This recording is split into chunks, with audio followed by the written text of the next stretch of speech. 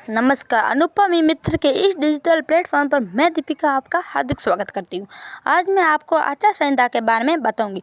किसी भी राज्य में चुनाव से पहले एक अधिसूचना जारी की जाती है। इसके बाद उस राज्य में आदर्श आचार संहिता लागू हो जाती है और नतीजे आने तक जारी रहती है।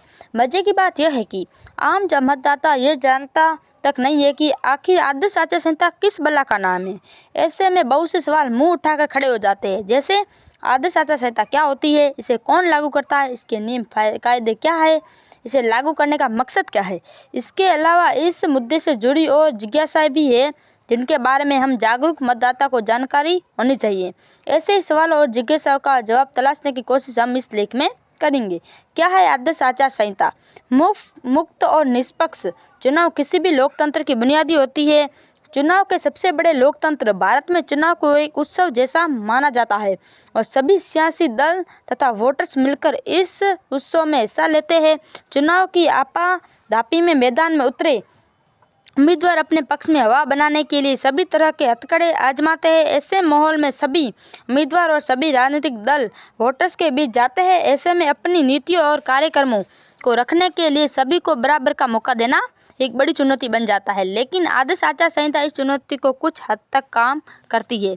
चुनाव की तारीख का ऐलान होते ही यह लागू हो जाती है कि और नतीजे आने तक जारी रहती है। दरअसल ये वो दिशा निर्देश है जिन्हें सभी राजनीतिक पार्टियों को मानना होता है। इनका मकसद चुनाव प्रचार अभियान को निष्पक्ष एवं साफ सुथरा बनाना और सत्ताधारी राजनीतिक दलों को गलत फायदा उठाने से रोकना है।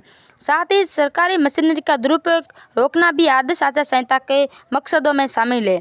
आदर्श आचार संहिता को राजनीतिक दलों और चुनाव लड़ने वाले उम्मीदवारों के लिए आचरण एवं व्यवहार का पैरामीटर माना जाता है। दिलचस्प बात यह है कि आदर्श आचार संहिता किसी कानून के तहत बनी है। यह सभी राजनीतिक दलों की सहमति और बनी और विकसित हुई है। सबसे पहले 1960 में केरल विधानसभा चुनाव के दौरान आदर्श आचार संहिता के तहत बताया गया कि क्या करे और क्या करे। 1962 के लोकसभा आम चुनाव में पहली बार चुनाव आयोग ने इस संहिता को सभी मान्यता प्राप्त राजनीतिक दलों में वितरित किया। इसके बाद 1967 के लोकसभा और विधानसभा के चुनावों में पहली बार राज्य सरकारों से आग्रह किया गया है कि वे राजनीतिक दलों में इसका अनुपालन करने को कहे और कमोबेश ऐसा भी हुआ है। इसके बाद से लगभग सभी चुनाव में आदर्श आचार संहिता का पालन कमोबेश होता रहा। गौरतलब यह भी है कि चुनाव आयोग समय समय पर आदर्श आचार संहिता को लेकर राजनीतिक दलों से चर्चा करता रहता है ताकि इसमें सुधार की प्रक्रिया बराबर चलती रहे। आदर्श आचार संहिता की आवश्यकता क्यों पड़ी? एक जमाना था जब चुनाव के दौरान दीवारों पोस्टर से फट जाया करती थी, लाउड स्पीकर का कान फोड़ू और थमने का नाम ही नहीं लेता था। दबंग उम्मीदवार धन बल के जोर पर चुनाव जीतने के लिए कुछ भी करने को तैयार रहते थे। चुनावी वैतरणी पार करने के लिए साम दाम दंड भेद का सहारा खुलकर लिया जाता था। बूथ कैप्चरिंग करने और बैलेट बॉक्स लूट लेने जैसी घटनाएं भी आम थी। सैकड़ों की संख्या में लोग चुनावी हिंसा के दौरान हताहत होते थे। तब चुनाव में शराब और रुपए बांटने का खुला खेल चलता था। ऐसे हालातों में आदर्श आचार संहिता रामबाण तो नहीं, लेकिन आशा किरण बनकर जरूर सामने आई है। अब कहीं पर भी चुनाव होने पर आदर्श आचार संहिता लागू हो जाती है। इसका सबसे पहले मकसद चुनावों को पारदर्शी तरीके से संपन्न कराना होता है। इसके अलावा समय से पहले विधानसभा का विघटन हो जाने पर भी आदर्श आचार संहिता में प्रावधान किए गए हैं। इसके तहत काम चलाऊ राज्य सरकार और केंद्र सरकार राज्य के संबंध में किसी नई योजना का परियोजना का ऐलान नहीं कर सकती है। चुनाव आयोग को यह अधिकार सर्वोच्च न्यायालय के अनुसार बम्बई मामले में दिए गए ऐतिहासिक फैसले से मिला है। 1994 में आए इस फैसले में सर्वोच्च न्यायालय ने कहा था कि काम चलाऊ सरकार को केवल रोजाना का काम करना चाहिए और कोई भी बड़ा नीतिगत निर्णय लेने से बचना चाहिए। आदर्श आचार संहिता की विशेषता: भारत में होने वाले चुनाव में अपनी बात वोटर्स तक पहुंचाने के लिए चुनाव सभाओं, जुलूसों, भाषणों, नारेबाजी और पोस्टरों आदि का इस्तेमाल किया जाता है। इसके बाद मद्देनजर आदर्श आचार संहिता के तहत क्या करे और क्या ना करे एक लंबी चौड़ी फहरिस्त है, लेकिन हम बात उन्हीं मुद्दों पर करेंगे जो आदर्श आचार संहिता को इतना अहम बना देते हैं। वर्तमान में प्रचलित आदर्श आचार संहिता में राजनीतिक दलों और उम्मीदवारों के सामान्य आचरण के लिए दिशा निर्देश दिए गए हैं। सबसे पहले तो आदर्श आचार संहिता लागू होते ही राज्य सरकार और प्रशासन पर कई तरह के अंकुश लग जाते हैं। सरकारी कर्मचारी चुनाव प्रक्रिया पूरी होने तक निर्वाचन आयोग के तहत आ जाते हैं। आदर्श आचार संहिता में रूलिंग पार्टी के लिए कुछ खास गाइडलाइन दी गई है। इनमें सरकारी मशीनरी और सुविधाओं का उपयोग चुनाव के लिए न करने और मंत्रियों तथा अन्य अधिकारियों द्वारा अनुदानों, नई योजनाओं आदि का ऐलान करने की मनाही है। मंत्रियों तथा सरकारी पदों पर तैनात लोगों को सरकारी दौरे में चुनाव प्रचार करने की इजाज़त भी नहीं होती। सरकारी पैसे का इस्तेमाल कर विज्ञापन जारी नहीं किए जा सकते हैं। इनके अलावा चुनाव प्रचार के दौरान किसी भी प्राइवेट लाइफ का जिक्र करने और सांप्रदायिक भावनाएं भड़काने वाली कोई अपील करने पर पाबंदी लगाई गई है। यदि कोई सरकारी अधिकारी या पुलिस अधिकारी किसी राजनीतिक दल का पक्ष लेता है तो चुनाव आयोग को उसके खिलाफ कार्रवाई करने का अधिकार है। इसके अलावा चुनाव सभाओं में अनुशासन और शिष्टाचार कायम रखने तथा जुलूस निकालने के लिए भी गाइडलाइन बनाई गई है। किसी उम्मीदवार या पार्टी को जुलूस निकालने या रैली को और बैठक करने के लिए चुनाव आयोग से अनुमति लेनी पड़ती है और इसी जानकारी निकटतम थाने में देनी। हेलीपैड, मीटिंग ग्राउंड, सरकारी बंगले, सरकारी गेस्ट हाउस जैसी सार्वजनिक जगहों पर कुछ उम्मीदवारों को कब्जा नहीं होना चाहिए। इन्हें सभी उम्मीदवारों को समान रूप से मुहैया कराया चाहिए। इन सारी कवायदों का मकसद सत्ता के गलत इस्तेमाल पर रोक लगाकर सभी उम्मीदवारों को बराबरी का मौका देना है। आदर्श आचार संहिता को लेकर सर्वोच्च न्यायालय का नजरिया। इस मुद्दे पर देश की आला अदालत भी अपनी मुहर लगा चुकी है।